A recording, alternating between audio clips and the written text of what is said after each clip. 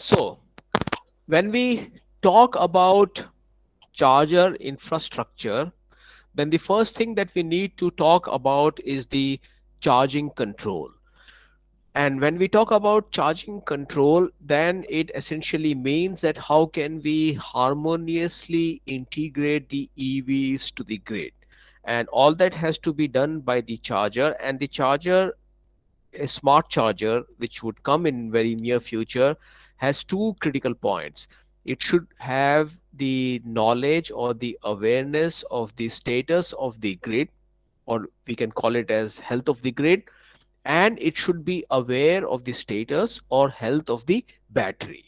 Okay, because these are the two energy sources. So one is the source, the other one is the sink. If we have just unidirectional charging, if we have bidirectional energy flow, then the source and the sink role will be interchanged depending on in which direction the energy flows. So but to all for all that to happen, the charger is the main entity which should be aware. Okay, now to build this awareness into the system, there are two classical techniques. So one is a centralized control, and the other one is the decentralized control. So if we talk about centralized control, then you have the utility control center. So it can be a SCADA station, or a grid monitoring station for the distribution network. So all these chargers are connected at the distribution network. We don't have anything at the transmission network. Okay, so we have the monitoring system or the monitoring station for the distribution network, and that system should be continuously in contact, okay, with the local chargers that we have. So for example, if I take the take Guwahati city where our IIT is, so there are multiple locations. Okay, so at multiple localities, so the localities can be divided based on the 11 kV transformers. So every 11 kV transformer might have 3, 4, 5 charging points. Okay, so these are the localities, and for each locality, that means for each of these 11 kV transformer, we would have the local controller. Okay, and each of these local controller would be controlled by a main controller. Okay, and that main controller would be communicating with the utility controller or utility control center. So this is a kind of a hierarchical control or top down. So this is the topmost entity that gives messages to the wide area network. That wide area network gives messages or what should be done to each and every local area controller. So the information flow comes from a top level and goes down to each and every charging station, and then charging station will give the information to each and every charging point. So charging station can have 5, 10, 15 charging points. Okay, so it's really a top down approach that we have. The other one that we have is a decentralized controller. So in case of decentralized controller, we don't have one entity which does all the decision making, but every charger is capable of making local decisions. Okay, so that's a decentralized controller, so that's a more intelligent thing. So all the decentralized controllers keep on making their own decision, and those decisions are then conveyed to the main controller. So there is nothing like a distribute wide area network which will control each and every charger of that locality. That does not happen. Every charger is an entity in itself and is able to make the decision for the vehicles that are connected at its plug point. Okay, so we can have a centralized controller or decentralized controller, and both the systems will have their own pros and cons. Okay, the biggest problem with the centralized controller is that as the system becomes bigger and bigger, as we have more number of chargers and so on, the computational cost or the requirement of computing power at the centralized controller increases exponentially. Okay, and beyond a certain point, it becomes virtually impossible for the centralized controller to give messages and commands to each and every charger that are located within the limits of the city.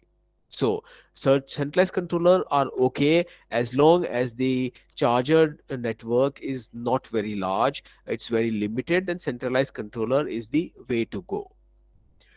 The advantage of the centralized controller is that the individual chargers can be dummy. They need not make any decisions at their end. Okay, so the cost of the charger comes down because it's actually a dumb charger. It just has a communication net enabled network which can send the messages to the centralized controller. Beyond that, it does not need to have any serious computing power available at its end. Okay, so that's an advantage.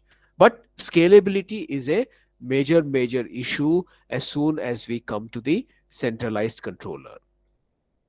The decentralized controller, or we also call it as distributed charging control. Okay, so this is what eventually the system would evolve towards, because it's going to get large, and once you have large systems, then any kind of a centralized controlling mechanism or centralized control architecture is not at all suitable. But then it means that every charger, okay, by charger I mean a charging station, so a charging station is also a charger which has multiple outlets. Okay, multiple uh, connections, or multiple EVs can be connected. Fine. So every charging station or charger, these two words I will use interchangeably. So every charger has to be smart enough to make local decisions. Okay, it would know the status of the grid, the part of the grid to which it is connected. It is not aware of what's happening in the other parts of the grid, but it's aware of what's happening in its part of the grid. Okay, and it is aware of what's happening in the vehicles that are connected or that has come for charging. Clear? And it makes decisions. So the decisions primarily would be that, is the grid stressed or not? And that can be actually identified very easily, so it can keep on monitoring the voltage level, the frequency, and so on, and from there it can estimate whether the grid is under stress or not. It would know what is the status of the batteries. Okay, because it will communicate with the BMS, and based on that it will know the status of each and every battery that has come to it for charging. So let's say there are 10 vehicles standing for charging, so it will know the status of each and every 10 battery. It would know the status of the grid, or the part of the grid of which it is a subset, and based on that information it will take the optimal decisions. And what are the decisions that the charger would take? They would be that at what rate should each and every battery be charged. Okay, so there would be a charging rate, or every charger, or every user, sorry, every EV user would like to charge the battery at a certain rate. Some would like to go for fast charging, some medium, some slow, and so on. That would be the user's wish. But can every user's wish be honored or not will depend on what is the status of the grid. Okay, so if the grid is not under stress, it's in the off peak hour, then every user's wish can be fulfilled. If it's a peak hour, then the charger will disincentivize the user to go for fast charging. It would suggest that, well, if you go for fast charging, then you have to pay a premium, because you want to have a fast charging at a point of time when the grid is heavily loaded. So you need to pay a premium. So the cost of charging will go up. Okay, if the user is willing to pay that price, then fine, it will be allowed. But if the user is not willing to pay that price, then of course it will automatically go for slow charging, or not rapid charging. Moreover, if there are 10 people and all 10 are willing to pay that price, then again it can increase the tariff, because even if 10 people are willing to pay the extra premium for rapid charging, the grid will not be able to sustain. So it will dynamically keep on increasing the prices until and unless 10 of out of all the 10, only one or two agree for fast charging, and others agree for reduced rate charging. Okay, so this is something, all these decisions the charger will do, and it will all happen locally. But if you go for a centralized charging, then such kind of decision making will virtually become impossible, because even a city like Guwahati would have 300-400 chargers, and each charger will have 15-20 outlets. Okay, so a centralized entity looking at 300 chargers, each charger with 10 outlets, so that means it's making decision for 3,000 vehicles at a given point of time. It would be virtually impossible. So once we go for large scale rollout, we will have to go for decentralized controller, and all the intelligence that we want to have should be inbuilt at the charger level itself, not at the grid substation level. Okay, then we will have to work a lot and think about the communication network that would come in. Okay, so you see there would be various distances that would be involved. First comes the distance between the substation and the charger. Okay, that might be in the range of a couple of kilometers, or it can be less than a kilometer.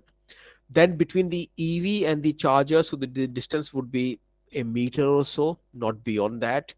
Between the charger and the user, okay, the user might not be standing next to his or her EV while the charging happens, might be busy doing some work, can go out and so on. Okay, so there are various entities, and there are various distances that are involved between the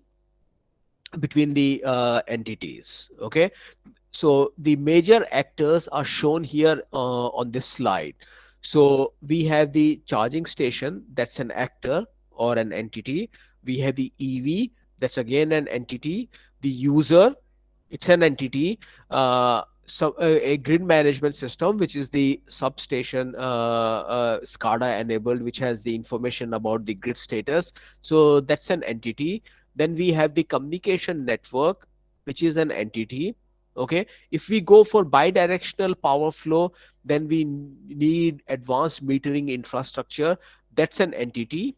Okay, and we would have other entity like banking and so on, because you need to pay, so all that payment would go through a banking gateway, so that's an entity. So these are all the entities that would be involved, and if you see here, there are at least 7 minimum entities which are there, and all of them have to communicate with each other.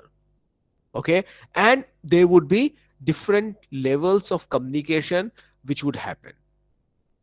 Fine, so we can have Zigbee, we could have Bluetooth, we can have GSM or Wi-Fi, and we will have wired. Okay, so the idea is that the communication, wherever transactions are involved, there would be wired communication.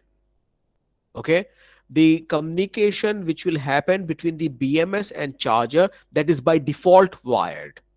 It cannot be anything else. We will not go for wireless. It's not secure to go for wireless communication between the charger and the BMS, or the plug point and the BMS. It has to be wired. It has to be extremely secure. Okay, and the money transactions and so on has to be wired, because again that also has to be extremely secure. And all other communications will be different forms of wireless communication depending on the distances that are involved. Okay, so apart from the electricity network, we will need to have a robust communication network superimposed on it, so that the different actors or different entities that are involved in the charging process can communicate with each other, and the user eventually has a seamless experience. Okay, and there are two optimization problems which have to be solved real time. One is, what is the requirement of the vehicle from the battery point of view, and what is the condition of the grid. A compromise, the best compromise has to be struck between the two. Okay, so how much current the battery needs and how much current is the grid capable of giving are the constraints. So that has to be real time. There has to be real time algorithms which will come to the best compromise, so that all the actors are happy and the system is stable. So at the end of the day, The goal of all this communication and the information flow is that we should not result in any kind of a grid collapse. And for the communication, you see, there are other kinds of communication, such as if you have the charger connected at home, okay, then you would need a home area network, which is known as HAN. So that would connect with the that would communicate between the charger and the electricity supply coming into the home. If you have an office space, okay, and there are multiple parking lots in the office space and each is enabled by a charger, then we would go for building area network.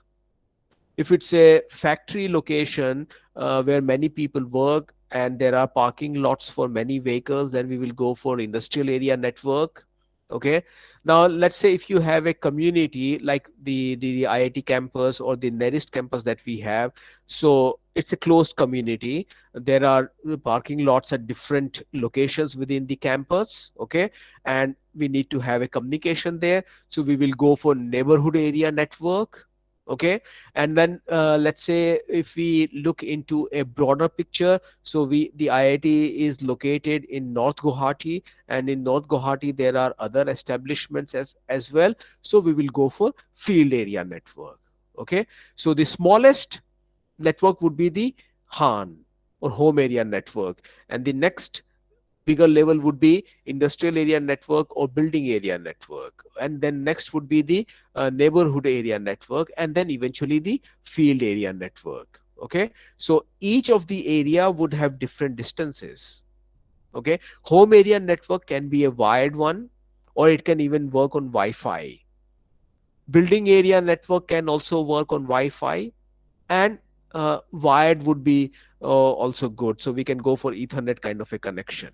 Okay. If you go for neighborhood area network, then it has to be wireless communication because distances are large, so Wi-Fi won't be suitable for that. And Ethernet cables will not be good because beyond a certain distance the Ethernet communication is not reliable at all. The signal attenuation is very high. If you go for field area network, then we will have to use 4G if we want to go for wireless, or we would need to lay dedicated optical fiber lines. Okay. So it depends on how much money we want to invest and what are the distances involved. We would be using different kinds of communication networks for different geographic, or depending on the spread of the geographic location. So right from the smallest entity, which is the home area network, to the neighborhood area network or the field area network, would need different communication strategies. Okay. So we can't say that one company, there is something which is one communication technology and it can be used everywhere. No, we will have to adapt it and tune it based on the distances involved between the entities. And then comes the next very important question, that what is the impact of EV charging on the grid? Okay. So we can classify them into two broad categories. One is the negative impact and the other one is the positive impact. So if we talk of the negative impact, so one is very obvious. The load demand on the grid increases. Okay. It might result in overloading of the transformers uh, in different areas. It will also result in phase and voltage unbalances. Okay. Maybe one more number of EVs would be connected at one phase compared to the other phase, and also that would keep on changing at different hours of the day and so on. Okay. Because vehicles are mobile, we have to understand that EVs are mobile load. All other electric loads are stationary. um, uh, and in case of EVs, it's a load on wheels. It goes from one geographic location to the other geographic location, so that compounds the problem of phase and voltage unbalance. Harmonics is a big issue because if we see, the chargers are actually rectifiers and DC-DC converters. and they are all controlled by PWM. And as soon as we have pulsed voltage and current waveforms, then we are going to inject the harmonics into the grids as well. Okay, and that will become a very big issue. Then we have the issue of stability, because you see, different vehicles have different charging needs. Some might go for fast charging and so on. Okay, they will insist on fast charging. So fast charging is a very very critical issue. So for example, just to understand the perspective of it, there are certain batteries which can be rapidly charged. So for example, if you have 24 kilowatt hour battery, and you use the new lithium ion chemistries, okay, then that 24 kilowatt hour battery can actually accept 200 kilowatt of power. And now imagine 10 vehicles extract 200 kilowatt at the same instant of time, let's say within the campus, IIT Guwahati campus itself, which is very likely. There are around 800 cars inside the campus, and out of 800 cars, only 10 decide to do fast charging at the same point of time, which is very probable. Okay, and each car draws 200 kilowatt. That means there would be a sudden increase in demand of 2 megawatt, and that would create a serious stability issue. Okay, just 10 cars can create a havoc with the power supply of the IIT Guwahati campus. And moreover, we also expect the power losses to increase because the current flowing through the network would increase. More connections would be there. There would be cabling between the substation and the charger, between the charger and the EV connector. So, and between the EV connector and also inside the EV, there would be cabling and so on for the power to flow from the inlet of the EV to the battery. So we will be adding more conductors into the system, and more conductors into the system would mean more I square R losses. So we are of course going to increase the power losses. But there are certain positive impacts that the EVs can have. Okay, one is the power management. The second is the power quality improvement. The third is the voltage and frequency regulation, and the fourth is the renewable energy integration. Now imagine, as I told you, EVs are loads on wheels. They can go at different geographic locations within the city. Okay. But we can also see EVs as storage on wheels. That's the other point of view. So if we enable V2G, that means vehicle to grid power flow, then we can also see vehicles as storage on wheels. And this can be demonstrated by this scenario. Let's say in the morning you come to your office and park the vehicle, and let's say the roof of your office space is covered with solar panels. Okay, so the car is parked for 7 8 hours at the parking lot of the office, and it's connected to the charger, and that charger is exclusively fed by the solar energy. Okay, and your vehicle gets charged. Eventually, in the evening at say 5 p.m., you drive towards home. So maybe you drive 15 kilometers or 20 kilometers.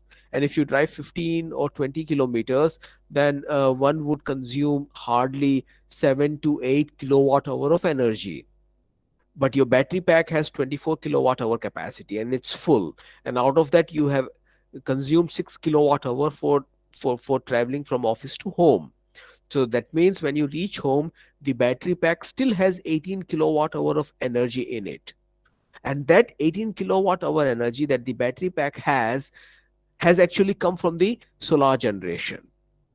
So what one can do is you plug your vehicle to the charger again, and you can power your entire house from the energy that is available in the battery.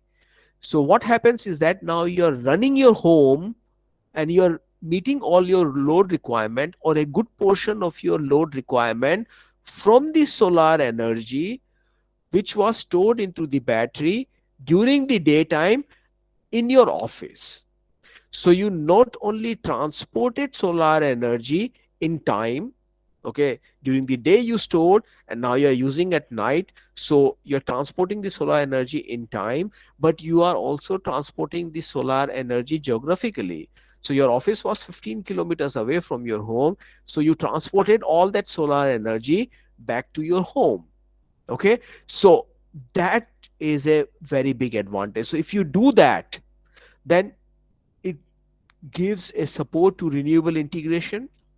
Okay, because during daytime your home didn't need much of solar energy, but your vehicle stored it, and at night when you need it, you are using it from the battery of your vehicle. Okay, so it supports grid integration. Now, since at night you are meeting most of your requirement from the battery of the vehicle, okay, so that means we are reducing the burden on the grid because your home is taking less energy from or less power from the grid. So you are playing a role in voltage and frequency regulation.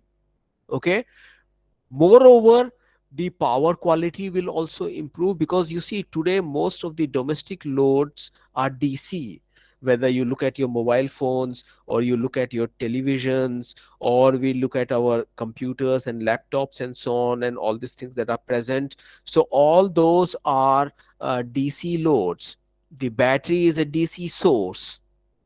They can technically be powered directly from the battery of the vehicle. So if you have a dedicated DC line at home, so everything can be run on DC as well. So you are not taking the grid supply, which is AC, converting it into DC and then running your devices. So that will have a positive impact on power quality. Moreover, power management. So if more and more people try to use vehicle to grid concept, okay, then it would become easier for the grid operators to do load scheduling. Okay, of course this can't happen very fast because there has to be a historical data available to predict when and how much energy would be transported from office to homes, and how many homes would be enabled with such kind of an arrangement. So that will happen over a period of time, but yes, after certain amount of historical data is available, then power management would also become easier. Okay, so this is one example. So this is the example of vehicle to home, but it can be extended to vehicle to grid as well. Okay, so rather than powering the home, the vehicles can also decide to inject energy directly into the grid as well. So the vehicles can give ancillary support. Okay, so ancillary support would also be feasible if we have enough vehicles and enough charging points that support bidirectional power flow. But then here again, you can imagine the complexity of communication between the BMS and the charger would increase.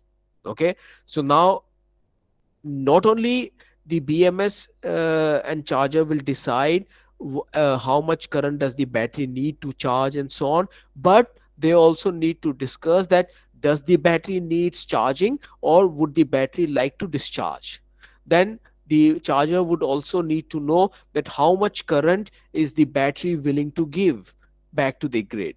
And then the charger need to have smart metering infrastructure to take into account how much energy has flown from the grid to the vehicle and how much has flown from the vehicle to the grid. Okay, so we will of course increase the complexity not only of the hardware. So we will need not only bidirectional inverters and bidirectional rectifiers, okay, but we would also need more complex communication between the BMS and the charger to enable all that.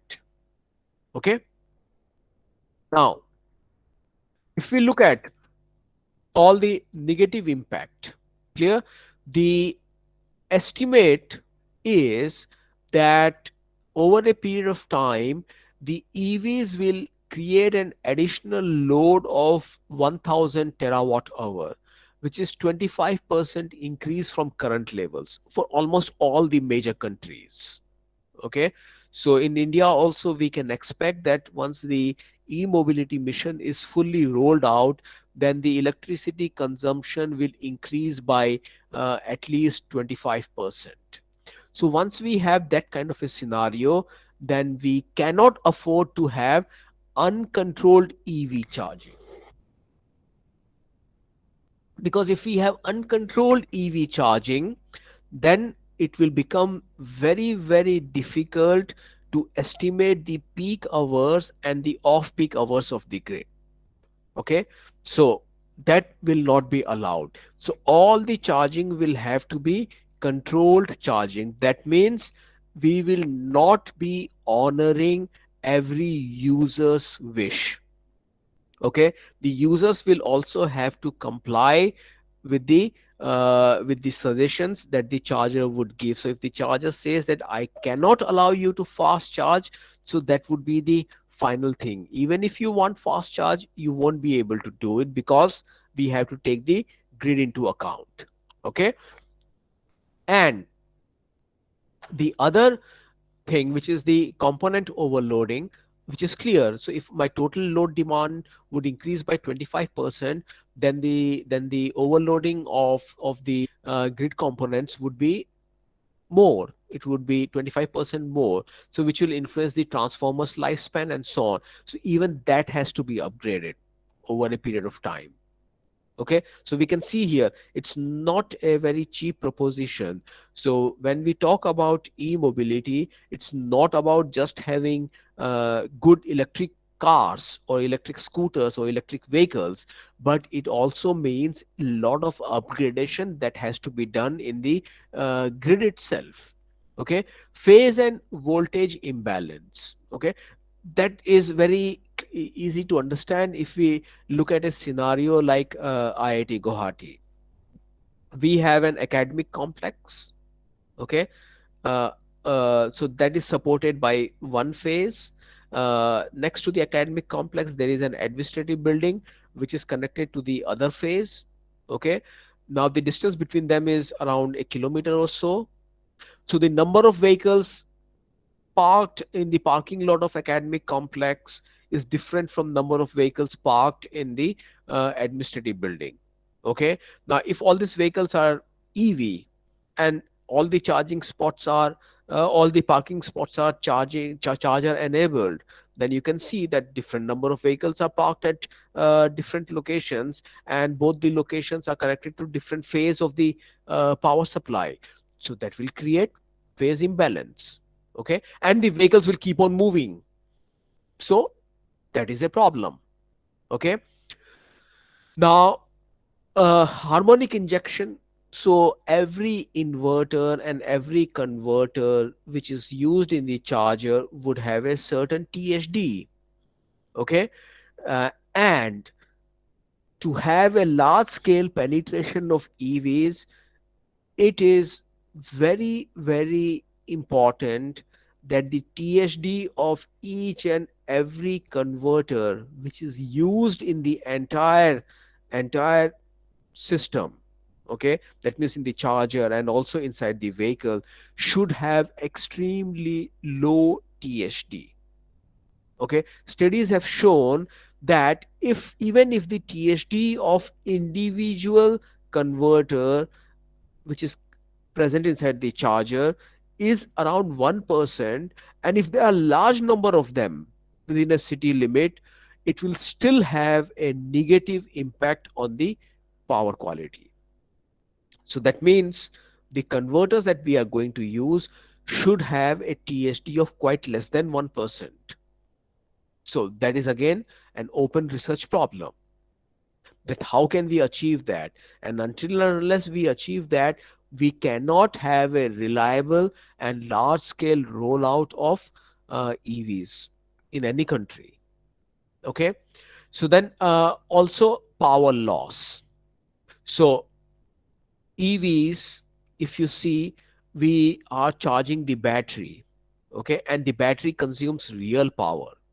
So there is no concept of reactive power while charging the battery. So the real power consumption will become large once we have EVs connected. Okay. Moreover, the trouble would be that if we don't coordinate the charging, okay, then uncoordinated charging will result in many EVs demanding high charge at a given point of time or simultaneously, and that will result in more power loss, and it would result in component overloading, and also it will result in phase imbalance, and all this together will create stability problem for the grid. So these are the negative impact that the uh, large scale penetration of EVs would have if it is not planned properly. And when I say planning, these are all open research questions. Okay, so we have to think carefully that how would coordinated charging look in Indian scenario. How are the distribution networks of Indian cities, which are really not in a very good shape. Most of the distribution networks are already overloaded. They are already aging. Okay. Now, in such kind of distribution network, if we bring large scale EVs, then what would be the impact, and how can we mitigate those impact, and how can we make sure that without huge investment, how can we make sure that the grid is robust enough to support large number of EVs. Okay, because you see, investment in the grid and upgradation of grid is going to take longer time. And if we say that it will be a sequential process, that we won't go for large scale EV rollout until and unless the grid is upgraded, then I think we will never have a good EV policy in the country. So we will have to think that for the weak electricity network that we have, how can we ensure that a decent number of EVs can be integrated and supported. Okay, so these are really tough research questions, not only research questions, but these are tough technology development questions as well. Now, the advantages, if we want to harness the advantage of EVs, okay, so we will have to go for uh, scheduled charging and discharging of the EVs. That means V2G, vehicle to grid. Okay, contrary to the belief that it's a very advanced technology and it's not suitable for India right now, actually it is a very, very desired feature that India needs to have, and we should think about bringing it into the policy of e-mobility sooner rather than later. Because if we allow V2G, then most of the negative impact of EVs on the grid can be mitigated, because the vehicles, as I said, they are storage on wheels. Okay, they can be used for ancillary services like frequency regulation, voltage regulation, power flow balance, okay, ramping up of power absorption. So you see, maybe if at a certain point of time we have excess of renewable generation, but the demand is not there, then all that power can be absorbed, all that energy can be absorbed by the batteries. Okay, if there are huge number of batteries, then they can really absorb a large amount of renewable generation. So all that grid support can be given by EVs. So, contrary to the belief that India does not need V2G now, my understanding is that V2G is something which is very, very desirable and maybe a prerequisite for large scale EV deployment in the country, because our grid is already overloaded, it is already aging. Okay, and in such a system, if we allow just charging of the vehicles, then we are going to create numerous problems. But if we can think of a policy which allows V2G, that means power flow from vehicle to grid, then we can harness the advantages of vehicle integration into the grid, and we can mitigate many of the disadvantages of the EVs. Okay, and also our country is going for large scale renewable generation, and in newspaper every day we do hear that we have a new solar power plant commissioned, or something new solar power plant is being uh, approved, and so on and so forth. So if we want to sustain that growth of renewable generation, then one way would be to use EVs as large scale storage, distributed storage systems. Okay, and then we will support the integration of renewable into the grid as well. So all that intermittent behavior or intermittent energy generation problem of the renewable sources can be mitigated, because lots of EVs will have many batteries, so we will have gigawatt hour of storage capacity, and that will be beneficial for solar integration or wind energy integration into the grid. So this was one aspect of grid. Now, before I go further, we can open the floor for short Q&A, and then we will go into the next part of it.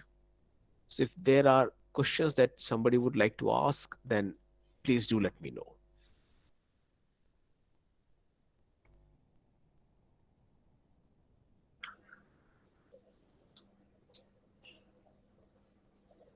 Yes, audience, if you have any questions, please.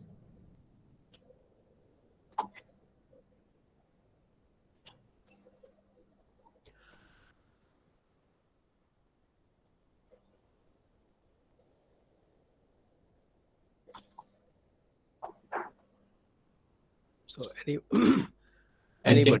anybody, any comments or Okay. would like to ask? Sir, I would like to put one question. Yes.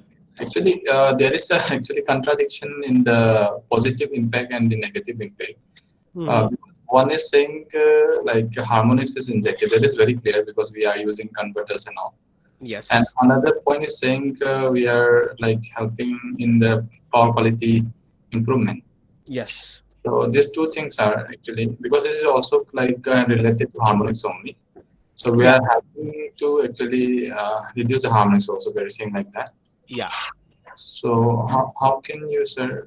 Like I'm a little bit confused in that sense. Actually, we Hmm. are not talking about the overall harmonics, right? Yes. We are talking about the overall harmonics. Okay. Now let's see, if we have a vehicle to home enabled system. So at homes, how many converters do we use? Everything has a converter, isn't it? Yes. Today, even our refrigerators, washing machines, air conditioners, chargers, computers, mobile phones, televisions, LED, everything has converters, Yes. and all of them introduce harmonics, Right. and they are reflected in the grid itself, Right. and all of them are DC load. Mhm. So, if I go for vehicle to home integration, the first step, then I am powering all these devices from my battery. Mhm. So all these devices are not injecting any harmonic into the grid. Neither is vehicle injecting any harmonic into the grid. So from that point of view, I am improving the power quality. Okay. Okay. Now let's look at the second scenario. If my workplaces are renewable energy enabled, so that means we have lots of solar installation on the roof spaces, like in your campus or in our campus or in any other office building, and every charging point, every parking lot is also charger enabled, Mhm. then are we charging directly from the grid, or are we using predominantly renewable energy? We would be using the solar energy to charge our batteries to a large extent, and that solar energy would be used to power the home. So in that case, what has been the overall impact of the vehicle on the grid in terms of power quality? The vehicle did not interact with the grid at all. Moreover, it also prevented the home from interacting with the grid during the evening hours, isn't it? So what is the overall impact? The overall impact is that we have improved the power quality of the system. But to achieve that, we need to have a very, very careful planning. Only then we can achieve it. Otherwise, we will create havoc.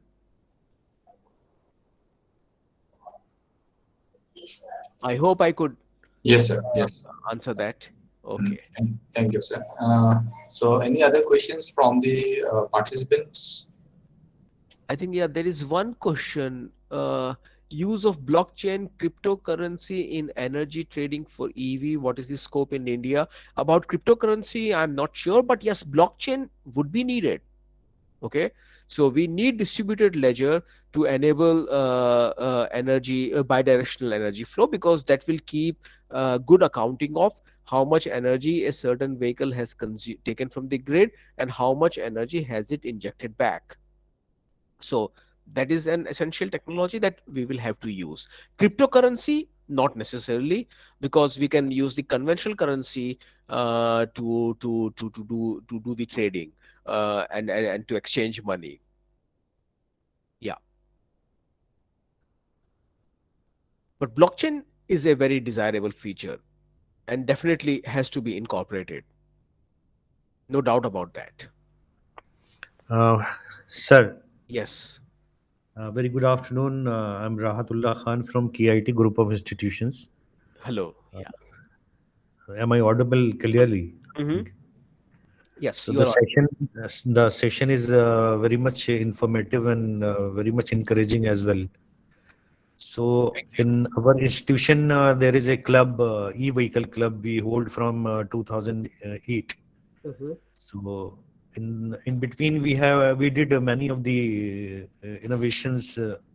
I will let you know later on. But Yeah. now I'm very much excited to know Hmm. that is there any agency or the government scheme which allow us to have some grant or some special scheme for funding to start some like battery designing and some other related to the charging problems available in the globe as well as in Hmm. India. So I need to know because I have certain ideas, uh, and luckily I am thinking about to patent my ideas first of all. But Hmm. in between, I immediately after this, I want to fabricate that Hmm. and test that. So, is there any possibility to have some information about these agencies and all, so Yeah, that you I see, can go further? if your questions are based or the problems that you are tackling are based on R&D issues, then you will have to apply to funding to Department of Science and Technology, DST. Okay, Okay, so that's, and they have calls for such kind of things as well. So you can apply to the imprint program. Okay, and then there is one more program, Uchtar Avishkar Yojana, so you can apply there as well. Or there are regular calls from SERB, Science and Engineering Research Board, so you can apply there for the project funding, and you can develop the technology regarding EV chargers. So, and they do encourage that. They do encourage quite a lot of that. okay, okay, okay. Yeah, Thank you, sir. thank you. So, yeah, any other question, anybody? So in the chat box, I don't see any new question. Yeah. Any other questions? Fine. So if there are no new questions, then let's continue. Okay, sir. So Sure. I'll just share my screen. So do you see my screen now? Yes, it's coming. Yes, now it's okay. Okay. So yeah, if we look into the grid integration further, and we imagine a scenario where vehicle to home, uh, vehicle to office, and vehicle to grid, and and large scale renewable generation is all in place, then we come to the next higher step, which is known as energy internet. Okay, so when we talk about energy internet, then you see there would be multiple actors which would be involved in this energy internet. So it's like internet we have for information, so we would have an internet for energy flow. So the major entities would be the generation system. So you have multiple types of generation, which also sometimes is known as the energy alloy. So energy alloy means what kind of generation you have: thermal, hydel, nuclear, renewable, and so on. So all that combined together is the generation system, or the new word which we use since some time is the energy alloy. Then we would have the transmission system, which is what we conventionally have, so that would remain intact. Then we would have distribution system. Okay. And apart from that, we would have the loads: residential, commercial, industrial. Each and every load here can also have its own generation, renewable generation, either solar or wind, depending on what resources we have. Okay. So the loads will not just be loads, but they would be prosumer. So producer and consumer combined together is a prosumer. So depending on when they have more generation than local demand, they would inject it into the distribution network. When their demand is more than what they can locally produce, they would take energy from the distribution network. So they would be prosumers. And then we would have EVs. So if EVs we would see, then in such kind of an energy internet, we would be looking at EVs as storage on wheels. Okay. So an EV can act as a storage when it's in an industrial or a commercial area. It can act as a source when it goes to the residential area, or vice versa. It can act as a storage when it is at the residential area, and work as a source when it goes to the commercial or industrial area. Okay. So this is the EV, which is storage on wheels, load plus storage on wheels. A very unique entity from the energy internet point of view. Okay. And so these are the physical hardwares or the physical systems that we would be having. Okay. And this is the interface layer, or the business layer, as we would say. So you have the generation company, the transmission system operator, the distribution system operator, the EV aggregators, and so on. Okay. And these are the market forces. So market forces means you would have an electricity market. So electricity market's job would be to buy energy from the generators and from the transmission systems. Okay. And give it to the loads. Then you would have the load serving entity. So the distribution networks would be interacting with the load serving entities, and the load serving entity would be interacting with the electricity markets. Then you would have EV aggregators. Okay. So EV aggregators would be serving the EVs which are connected to the homes, or even to the charging stations. Okay. So these three circles that we see.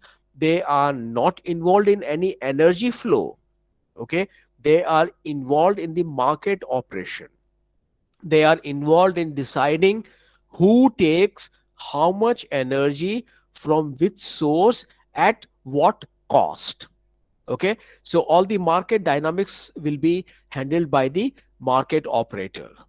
Okay. And this is the technical operation or the physical system. This is not the physical system. This will be all based on algorithms. Okay. Minimum human intervention. So the algorithms will be deciding who needs how much power at which instant of time, and who is willing to give how much power at that instant of time, and at what cost. Okay. So all that decisions will be done here, and based on the decisions done here, the operation of the actual physical system would happen. Okay. So now once we have this kind of a scenario, then we have what is known as energy internet. And in energy internet, the distinction between the generator or the producer and the consumer gets very blurred. Okay. You can have renewable generation at this level. You can have renewable generation at this level. You can have renewable generation even at this level. Okay. So, and if the energy flows from a home or a commercial establishment, or from an industrial complex into the grid, okay, then the distribution network becomes uh, a load, and these become the source. If they take the energy from the grid, then they become the load and the grid becomes the source. So the distinction between the load and the source gets blurred. And not only that, once we have a very tightly integrated energy internet, then the distinction between the transportation network and the electricity network will also get blurred. If you see today, the transportation network is an independent entity and the electricity network is an independent entity. But once we go towards large scale EV deployment and large scale EV use, okay, so for the electricity network, EVs are load come storage on wheels, nothing more than that, okay. So you won't really be able to distinguish that yes, here starts the transportation network and here ends the grid. No, that boundary would be completely blurred. And on top of that, to enable the energy internet, all the communication network will be superimposed on it, okay. So if we superimpose the entire communication network, then the distinction between the communication network and the grid and the transportation network will also become blurred. All three would fuse and form one huge system, and that huge system, the name that we give to it is energy internet, okay. Today all three are distinct entities. We have a communication network. These are different companies like Airtel, Geo, and Vodafone, and so on. We have transportation companies, okay, like all the state transportation authorities, private vehicle operators, and so on. And we have the grid. But in near future, all three will fuse, and we will have just one thing, which is the energy internet. And if we see, the idea of the energy internet would be eventually to mitigate harmonic injection, to control the reactive power control could also be achieved, because eventually what would happen is that the energy from the vehicles will be injected into the grid via an inverter, a grid tied inverter. And if you read the theory of grid tie inverter, it can inject real power as well as reactive power into the grid, so it can give that kind of a support. And it can also lead in peak power shaving and also valley filling. So whenever there is high demand on the grid, the vehicles can come in as a support. Whenever the generation is more than the demand, then the vehicles can come in as a support, so we can fill the valley and we can also peak the shave. We can shave the peak. So eventually the load demand, or a better balance between the generation and the demand can be made, because we will have eventually a huge storage buffer at our disposal, okay. But to enable all that, we need two major things. One is the technology that has to be developed, okay, and second is the market operation. That means we need to develop the regulatory framework. So within that framework, all this should operate. So proper regulatory framework, that means we need to think about proper laws and regulations that would be rolled out to enable all this to happen. So apart from technology, if we don't have proper market operation under a regulatory framework, then this is not going to work. Okay. As important as technology is, the market operation and the regulatory framework is equally important. Otherwise, we cannot achieve this goal. And again, contrary to the belief that this is something for rich European or American countries, that is not true. It is even more important for emerging country like India, because this this would be a chance for us to leapfrog into a complete new era of technology, rather than going all the developmental phases that Europe or US went through. So why should we repeat all those steps? Why don't we make the jump directly into this future technology itself? okay, and save the time and save the cost and also save the environment. So it is a very critical technology for India as well. And here you see, when we talk about technological and market operations, so what is very, very important is that the first thing that has to be rolled out or should be enabled is dynamic pricing. Depending on the generation and the demand, the price of the electricity should keep on changing. Okay, we should not have a flat rate of electricity like we have for most of the country today. Okay, so there should be dynamic pricing of the electricity for everyone, even for domestic user. That is point number one. The second point is that the regulatory framework should put in a floor and a ceiling price so that we don't have a surge in the pricing. Okay, so that has to be controlled. I think in US this happened once, that the price of the electricity just shot up for a short duration of time, because after all these are all controlled by algorithms, and for a short duration of time the demand peaked and the generation did not peak simultaneously, so there was a sharp increase in the cost of the electricity. So those kind of scenarios should be avoided, because that creates a lot of distrust in the system. And if there is a distrust in the system, then acceptability of the entire idea goes down.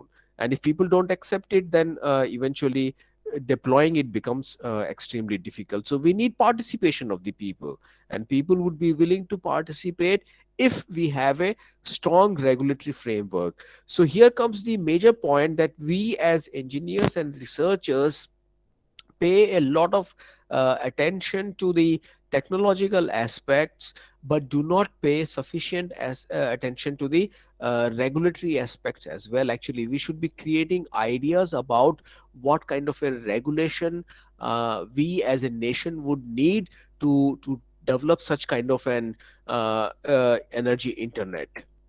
Okay, and when we talk about this energy internet, then there are multiple agents which I showed in the figure, the previous figure. Okay, now these agents will have to talk to each other, and each agent has a specific role to play. And here are the roles of each agent. So we have Genco, which is the generation company.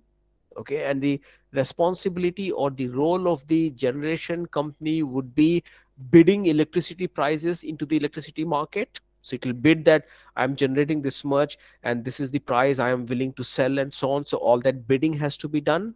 Okay, and it will ensure the profitability for the generator, the physical generator. So Genco will be bidding in the market on behalf of all the generators that are associated with it or that have subscribed its service, and it will ensure that it tries to get a good price for each and every generator.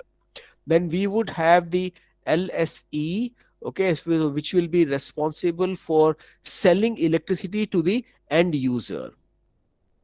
Okay, so now here this would be bidding for the prices on behalf of the user. So Genco will be bidding on behalf of the generator, and LSE will be bidding on behalf of the user, and it will try to maximize the profit.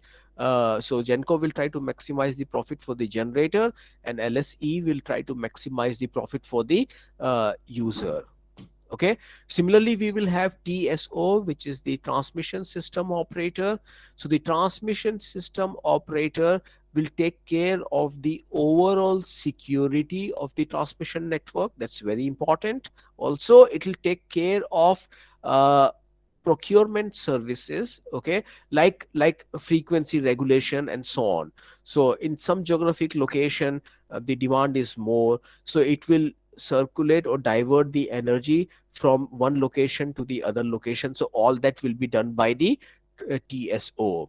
Similarly, we have DSO, which is the distribution system operator. So the job of the distribution system operator is that the voltage regulation at the distribution network is done properly. It ensures that none of the transformers are overloaded. It ensures that the reactive power compensation is done adequately, and it also ensures that the dynamic pricing of the electricity is implemented. Then we have the EV operator or EV owner. Okay, so that's the person who owns the EV and would be charging the battery of the vehicle, or would be discharging into the grid. And that EV owner will take the services of the EV aggregator.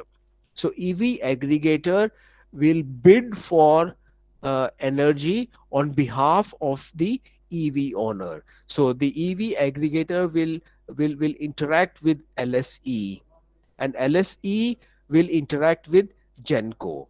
Okay, so this is how all the interaction between the various entities would happen. And apart from EV owners, the charging point managers or the charging stations will also take the services of the aggregator. So EV aggregator will give services to the individual EV owner and also to the charging point manager or the charging stations. Okay, and on behalf of them, it will take part in the market. And in market, the pricing and the bidding would be done. Okay, just like we have the bidding in the stock market, so then electricity would be a tradable fluid commodity like the stocks. Okay, but then here we have to keep in mind that all the bidding has to be done real time, and it has to be extremely fast. Okay, because electricity networks, you can't take 15 minutes or 20 minutes or 30 minutes for a bidding process to be over. It has to happen in matters of seconds. Okay, so all that will be done by algorithms. And here comes a challenge, that how do we develop such kind of bidding algorithms which do not create any kind of a glitch. And we have seen such glitches happening in stock markets, and when the glitches happen, then that results in huge swings in the stock market, and swings in the stock markets are bad. They result the financial institutions very much. But imagine if such swings happen in bidding process in the electricity network, that will result in the collapse of the grid itself. And collapse of the grid is way severe than the collapse of the or troubles in the banking system. Okay, because this is a real system, a real commodity. And if the grid collapses, then the entire civilization that we know comes to a grinding halt. And we did experience that in 2012 or 13, I don't remember, when the northern grid failed.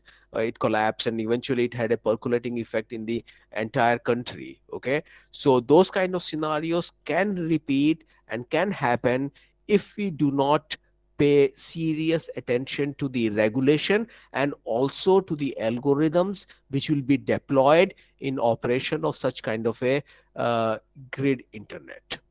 Okay, so these are again very open research problems. So if you ask me how the architecture of the softwares and the algorithms would look like, and to be very honest, I don't have any idea.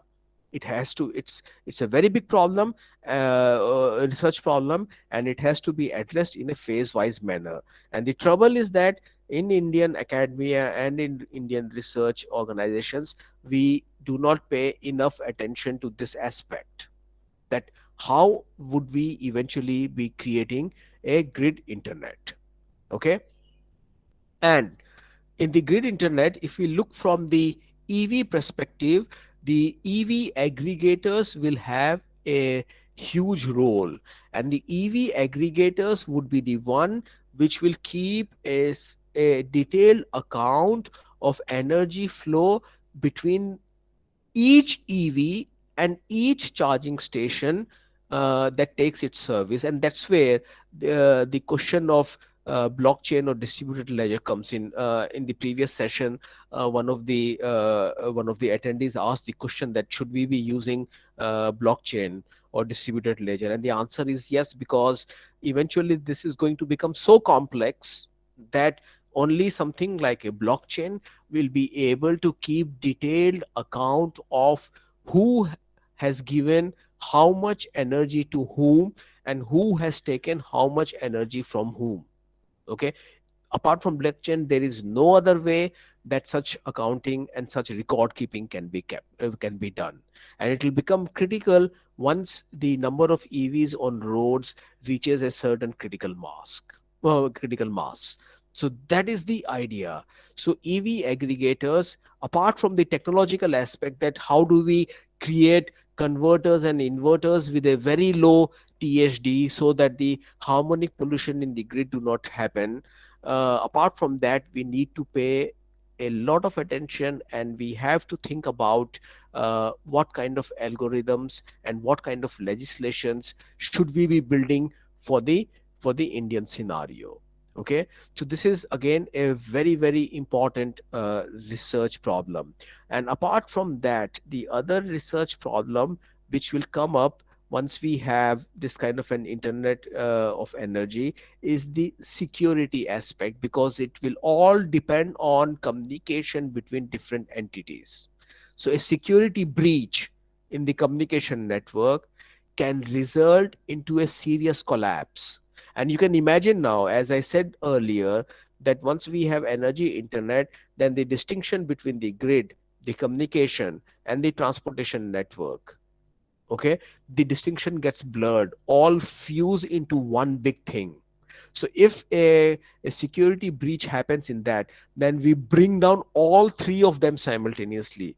Today, all three are distinct entities. So if something happens seriously with the grid, like we had the grid collapse, the northern grid collapse, it did not impact the road transport that much. It did impact the railway transportation, but not the road transportation. But in future, once we have a energy internet, if a security breach happens, then it will not only impact the grid, but it will impact the transportation, and of course it will impact the communication as well. So all three will be very severely impacted. And here comes the question of how are we going to develop a very secure communication network, and security will become a major point.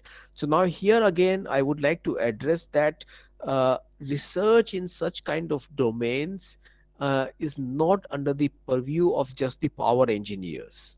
Okay, it involves collaboration. It involves collaboration between computer scientists, data scientists, communication engineers, and core power system engineers. Okay, today what's happening is that we are working in isolation.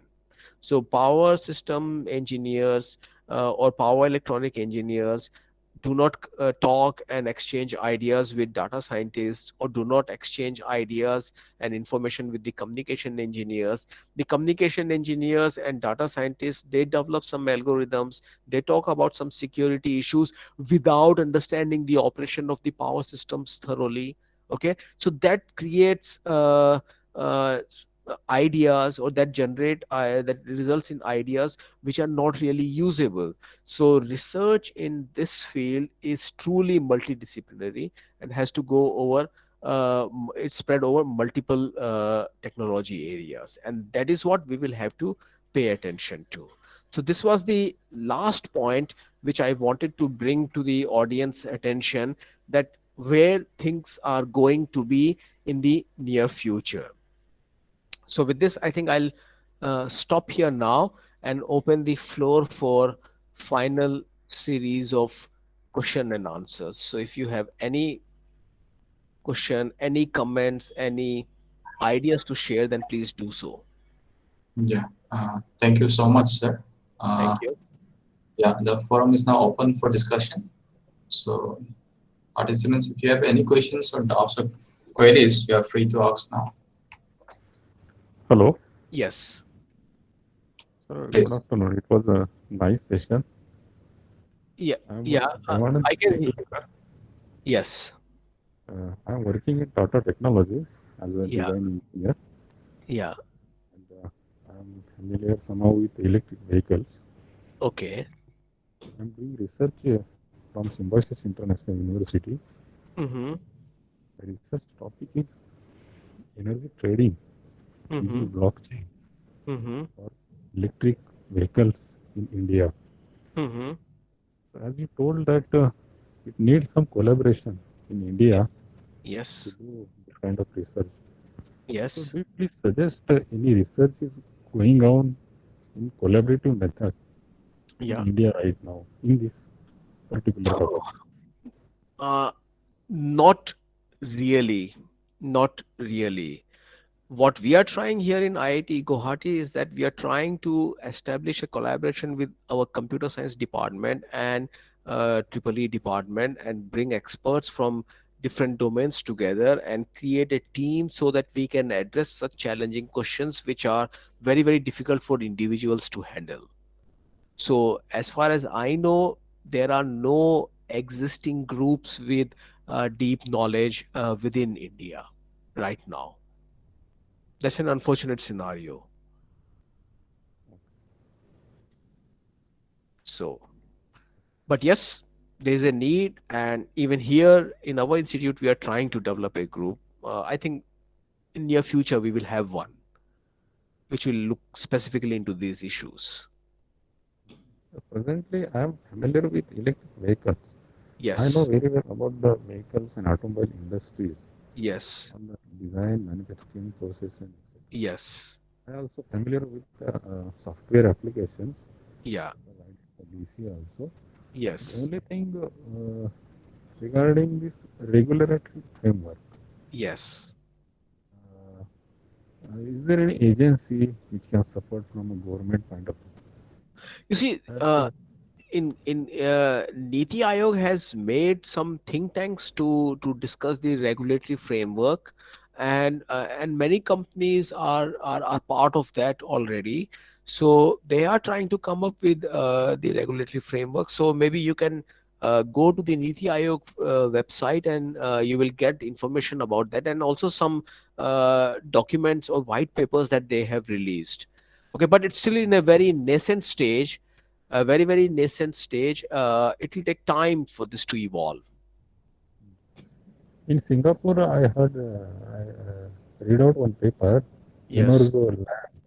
Yeah. They started Yes. using blockchain technology in Yeah. energy trading.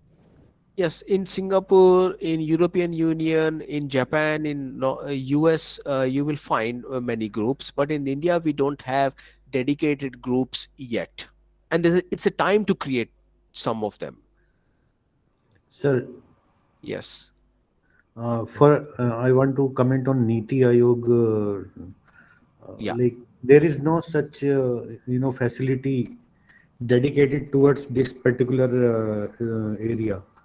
So of course it is on nascent stage, Yes. Very nascent stage. very neat. But there are some countries offering many times their research schemes. We Hmm. can apply for the grant also. Yeah, we Like can always try for the grants, no doubt in that. But the thing is that whenever we go for this multinational grants, then the scope of addressing our needs reduces, and eventually the agreement is to tackle some technical problem which is acceptable to everyone. But to address these issues, we need to create projects focused on our needs first. yes, Okay. sir. And They, once we have our know how, then we can collaborate with other countries on equal footing. Because right now, when we collaborate, we come at the receiving end because we do not yes, have sir. sufficient technical competence. Yes, sir. In addition to that, I once I filled the form for particular grant. Hmm. What I observed, they want some internal collaboration. Means the inside the country, the what type of a team or what type of people you have in your workforce. Mm. So it matters. So as you have Yes. told that in future or in a very near future, you are going to establish a team for this particular purpose. Hmm. Hmm. And sir has also working in Tata, so he is also very much interested, I believe, to make Yes. a collaboration with such esteemed yeah, organization like you and Tata. Yeah. So of course, my college is affiliated to AKTU, but we are doing many things in the field of EV, e-vehicles. So I believe that the collaboration, internal collaboration, of course, it will be very effective if we do in unanimous direction, basically. Yes. So association, the people like us may create some good results for our country itself first. Yes, and that is the idea of having this kind of workshop, so that exchange of ideas happen, some Yes, collaborations sir. actually evolve. So that serves the purpose. So one thing I definitely want to share in the same workshop, Mm-hmm. uh, I have designed one DC motor. Mm-hmm. Usually, DC machines operate in a single mode, like either it is in series or it is in separate excitation. Mm-hmm. So I switch the same motor in two modes. Mm-hmm. Means initially, if we require the low speed but high torque, it will Yeah. work as a DC series motor. Mm-hmm. Then after attaining certain speed, I switch to separate excitation. So there is no limit of speed. Mm-hmm. So this I have demonstrated in one of the company Riva. They asked me for the analogy I have used. So of course I'm in a process whether should I give it or not. So Mm-hmm. better if we are in association, I can give some other ideas also I have Yeah, with me. yeah. That So we can discuss open over heartedly. email, not a problem. Yeah, we can exchange emails on that. Yes. Okay, sir. Okay. Yeah. Okay. Okay. Yeah. Any more questions, anybody, or any comments?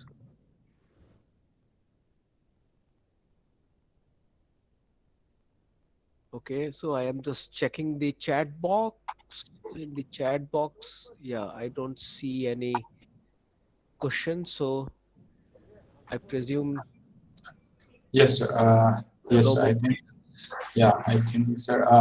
So, sir, first of all, despite your busy schedule, you have given us some precious time and provided us valuable inputs on EV charging infrastructure and integration of EV to grid. And sir, kindly allow us to remain connected in the coming days also for such events. Yeah, And thank you so much, sir. thank Thank you you. once again. Yeah. Thank you very much. And in the afternoon, I think already Rajendra must have contacted you for the hands-on session. Yes, yes, yes. Yes. So yeah, for the participants in the second half, we are having a session on modeling and a simulation on the drive cycle analysis, which will be handled by one of sir's research associate. So he will be taking over the session in the second half. So we'll meet up again at 3 p.m. Yes. So Praveen sir, thank you so much. Thank you very much. Thank you so much. Thank you, sir. Thank you, sir. Thank you. Thank you for inviting me. Thank you. Thank you. Thank you. Thank you very much. It's an honor. Thank you all. Yeah. Okay. Okay, dear participants, let's meet up at 3 p.m. Thank you. Thank you. Thank you, sir.